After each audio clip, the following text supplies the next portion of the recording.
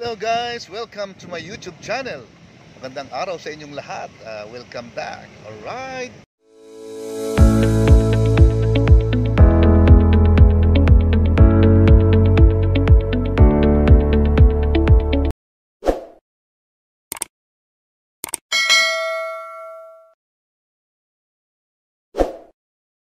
Hello guys! This is Paul Vincent Sechas once again.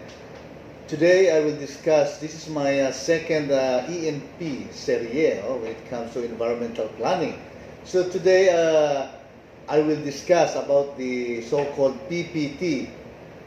This is the property, the patrimony, and the territory. So this is part of the the fundamentals, component of effective land use planning for implementation of our local government units here in the Philippines. So, PPT also is a foundation of land use planning in the Philippines. So, this is it guys. This is ito ay sinulat ni Ernesto M. Cerote, isang environmental urban planner from CERP, School of Urban and Regional Planning, University of the Philippines, and the UP Planning and Development Research Foundation Incorporated, Diliman, Quezon City. So guys, I will discuss about the essential concepts related to land use planning. What are those? The concepts of related to land, concept related to land, the concept related to land use, concept related to land use planning. Ano bang pagkakaintindi natin sa land? What is land? What is land? Meron tayong tinatawag na by common sense, no? By common sense, it is the solid portion of the earth's surface on which we stand, walk, build our homes, raise our gardens, or produce our crops. So, this seems easy enough for everybody to understand. So, guys, no? So, this is a common sense definition of land. Okay? So, kung nasaan tayo ngayon, it is a solid portion of the earth's surface on which we stand. Saan tayo nakatayo, saan tayo naglalakad, nagkukonstruct ng mga infrastructures o buildings. And then, kung saan tayo ay nagtatanim at nag-harvest ang ating mga crops, alright? So, the other one is the legal sense. On the legal sense definition, so it is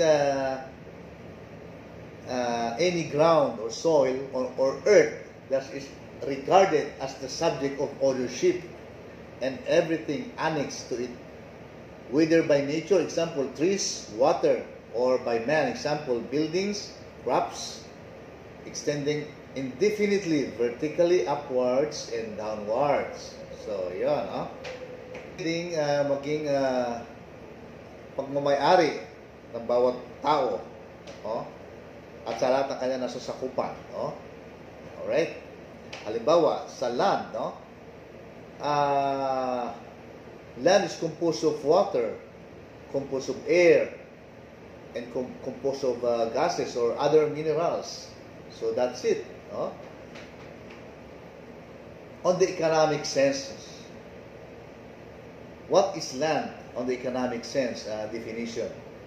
Land is a natural resource, but it can also be man-made.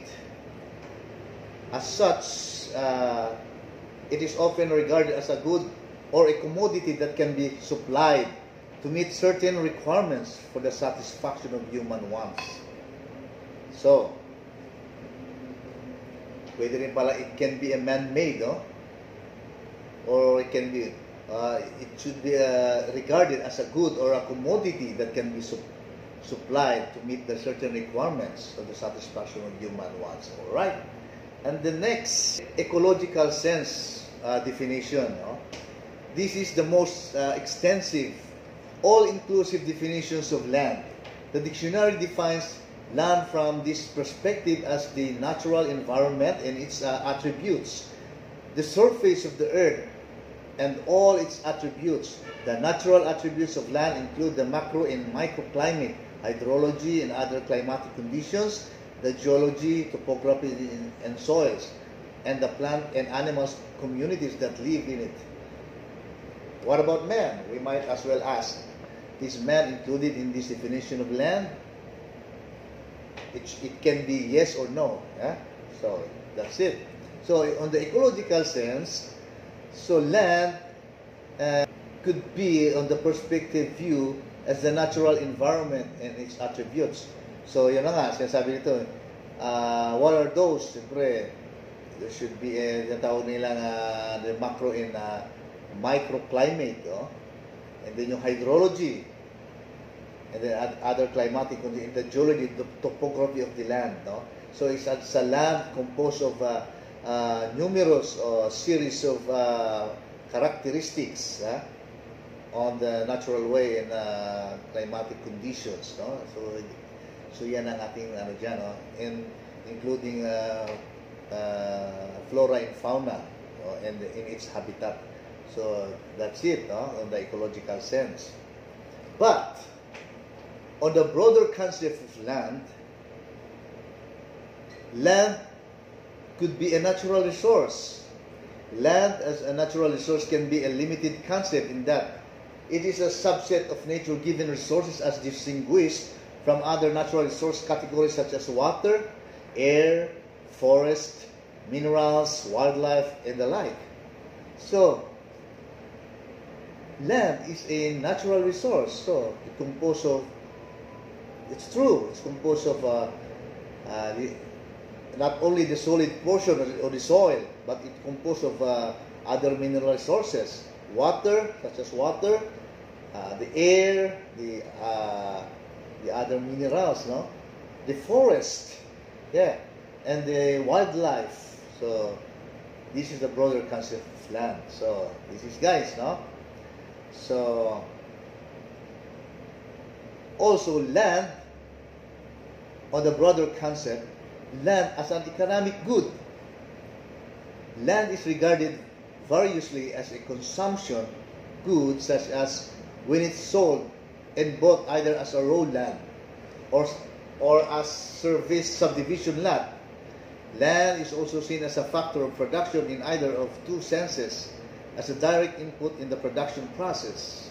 Examples: when it is embedded with the metallic or non-metallic minerals, a growth bed for agricultural crops, grazing or pasture land, and the like, or as its site or platform for such urban activities as manufacturing, commercial space, office block, and the like. So, and also land could be a property. The notion of land as property is inherited from propagated by Imperial Rome, which, according to David Richards, decreed arrogant laws by which Mother Earth is permitted to be owned by her offspring. From Rome, the idea traveled to all countries that had come under Roman rule, including Spain and England. It was the Spaniards and later the Americans, who were a colony of England, who institutionalized private property in the land of the Philippines. So, and last, land could be a territory. Yeah? Yes, because the exercise by a state of its absolute rights of ownership over land extends to a geographical area known as its territory. The territorial jurisdiction of a state covers the land within its boundary limits over the inland and territorial waters, and to a reasonable extent over the airspace above and subsoil below such land and waters, and over all persons and things with those areas subject to its control. So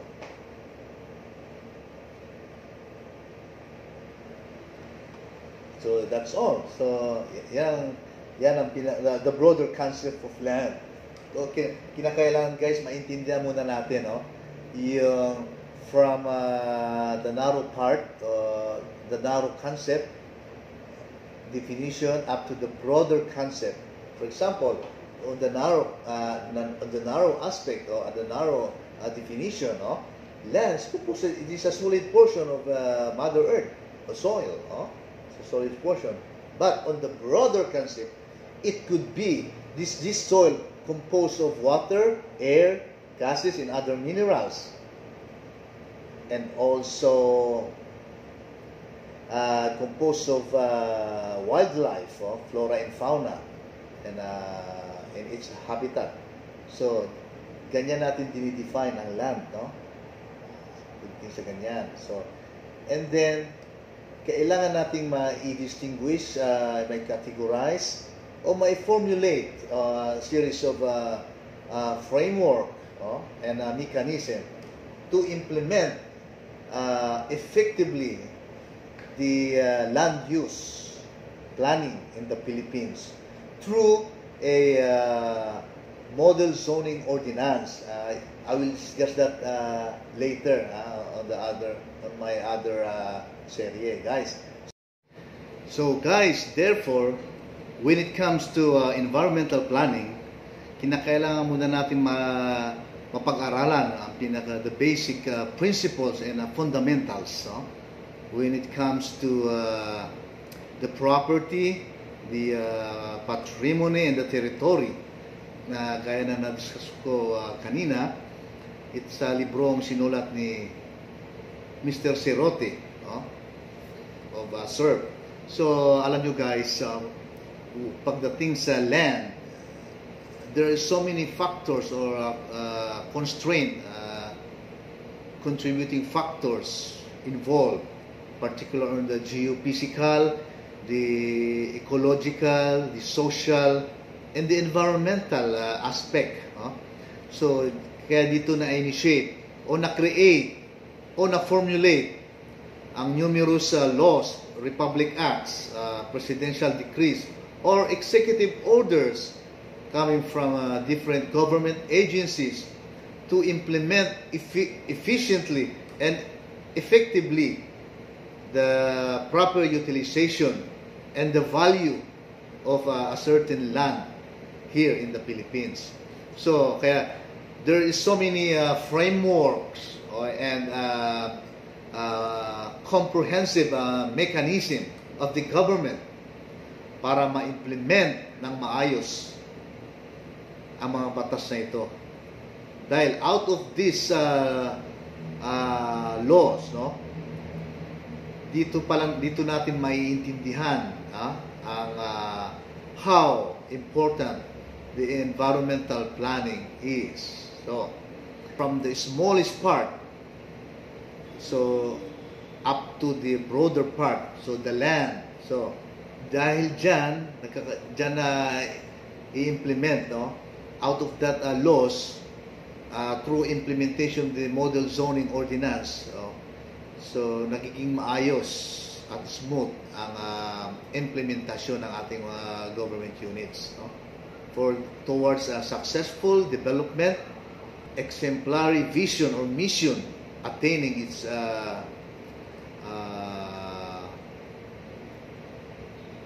broader concept of localized or rationalized planning in the Philippines. So, that's all, guys. Thank you very much, and God bless.